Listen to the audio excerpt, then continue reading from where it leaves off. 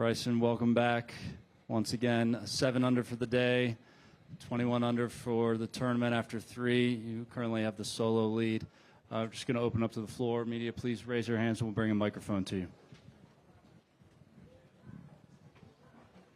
Hey, Bryson, your drive on 10 today was an absolute monster. Do you feel that you get fired up when you play with someone like a David Puig? You can really launch it as well?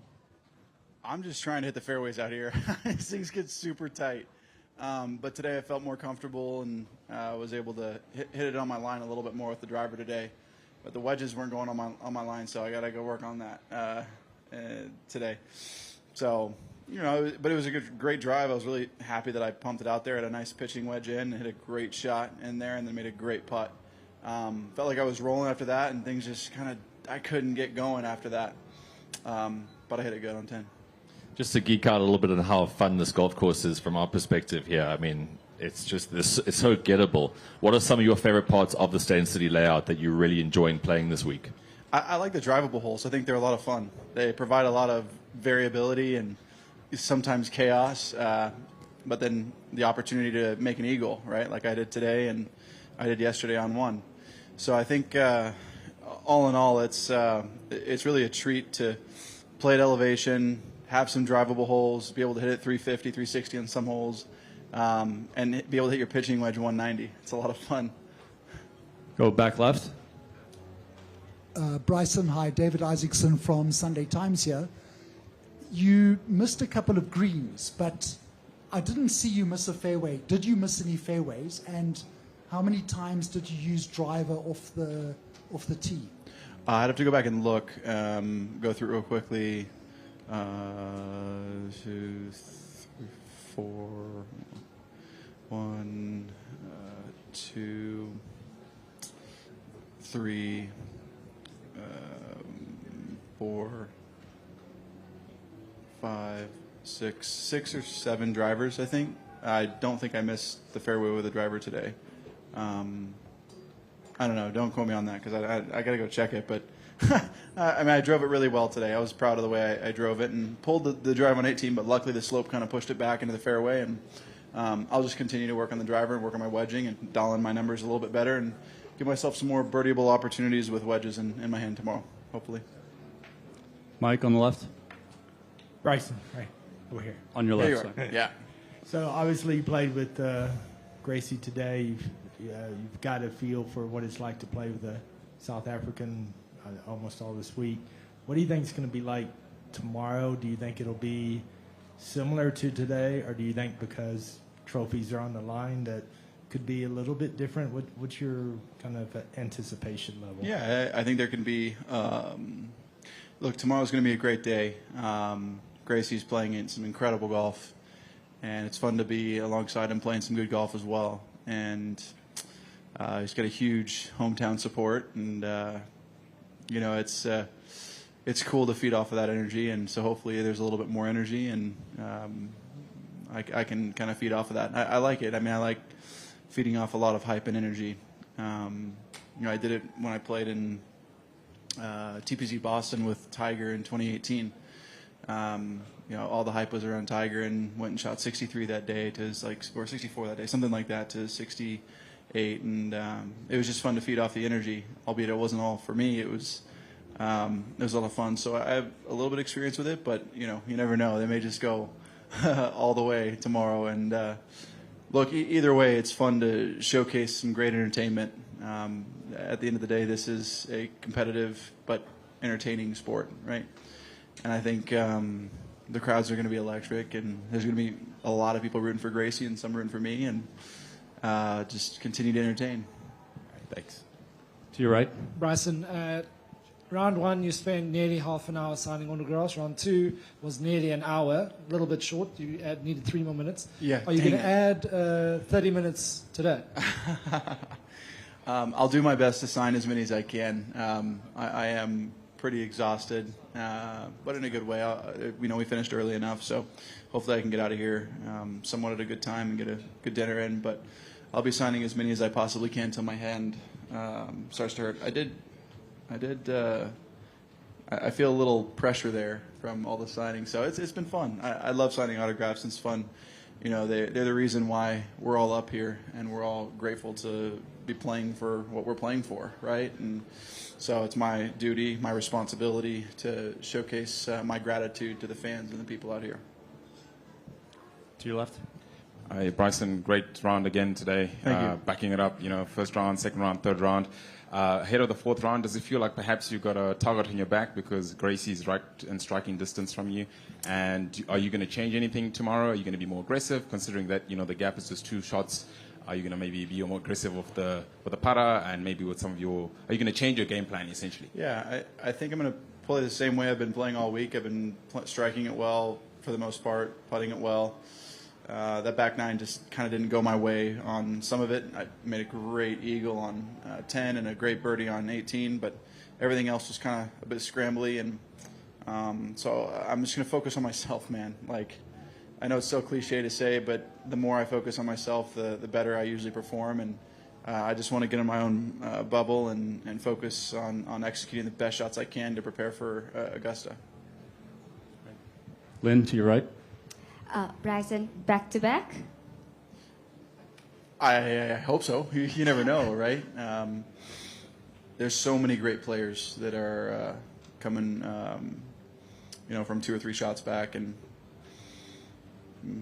I think I really appreciate the opportunity tomorrow, and I'm grateful for it.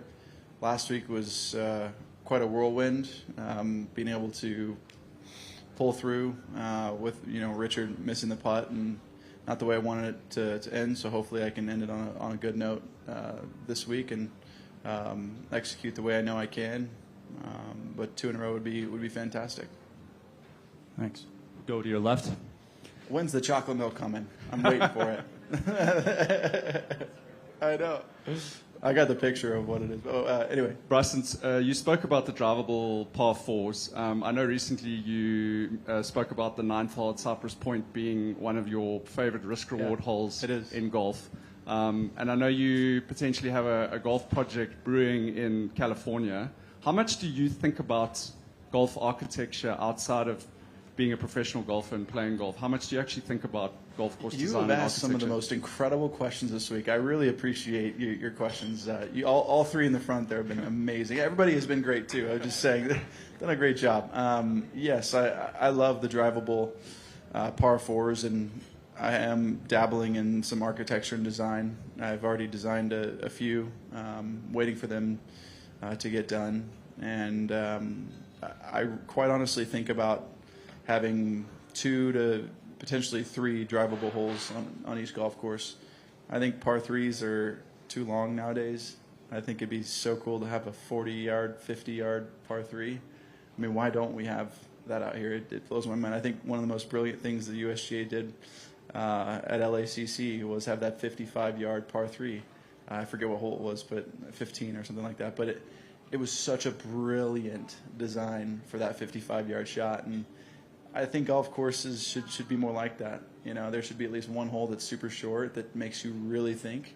There's consequences to bad wedge shots, and I think it also speed up play. I think the game has gotten really long, and we don't necessarily need that. You need to make the greens a little quirkier and more unique, and the shots a little more quirkier and unique, and that's what can make golf really fun. So as I'm thinking about design and moving forward in the future, there's some cool tricks up my sleeve that I want to imply or try on the golf course when I'm designing them. So very excited for that. But yeah, there will always be drivable par 4s on every golf course that I design. Thank you. Go to your right for one, then back to the left. Bryson Full from the SABC. Just off the course, first time in South Africa as LIV Golf. What has the experience been like for you off the course now, just in terms of the experience in South Africa for you and some of the other people? Yeah, the hospitality's been fantastic. I'm going on a safari on Monday, so I'm really looking forward to see more of outside the city here and more of South Africa, and something that I've always wanted to do. Was supposed to come here earlier this year before Riyadh. Didn't work out, but hopefully I can do something next year early and plan for that a little better. But we're going to go on a safari Monday, and I'll get to see more of South Africa. And I'll let you know if I see you after then. But the hospitality, the people, the community, the fans, it's A+ for me. Sorry, stay right there. Yeah, Bryson obviously seems to be taking a liking to the golf course here at Steyn City, overall leader. Just in terms of going into the final round, what will your approach be? Is there a bit more pressure being number 1 on the leaderboard? Approach different if you're number 3 or 4 maybe? I think so, but I really have to focus on myself. I'm going to go out there tomorrow, and yeah, I'll probably be a little more nervous, or maybe I won't be. I don't know. Depends on how I'm hitting it, but if I'm hitting it the way I'm hitting it, I'll get up there and take a deep breath, execute to the best of my ability, and feel like I'm just hitting a shot on the driving range. We'll close it up front. Okay. Here we go. Yeah, but listen, I've gone off script this week. It was going to be about altitude. It was going to be about Kikuyu. It was going to be about what clubs they're using. I've focused this week on trying to understand Bryson, the person, and all the other people. I see you've got some Sterry Stumpies in your fridge already, my friend, but South Africans are proud of their sports. We're proud of our brandy. We're proud of our beer. But there's a fierce rivalry between two separate chocolate milks, and you've dipped into Sterry Stumpy, and I appreciate you for that. I've spoken to your team. I'm going to present you with a Super M and a Sterry Stumpy, and you have to let us know tomorrow, no matter what happens. How about I just do it right now? Just try. Let's get it, baby. Yeah, why not? Come on, guys.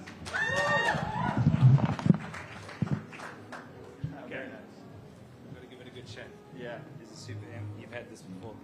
That's a Sterry Stumpy. Can I open it for you? Yeah. Super M. What do you like better? What do you like better? Obviously both. Yeah. I like Super M. It's chocolate. Don't chastise me for that, please. See how quickly you can turn it. You can go first. Oh, okay. I'll open that one. Okay, Sterry Stumpy Super M taste test live.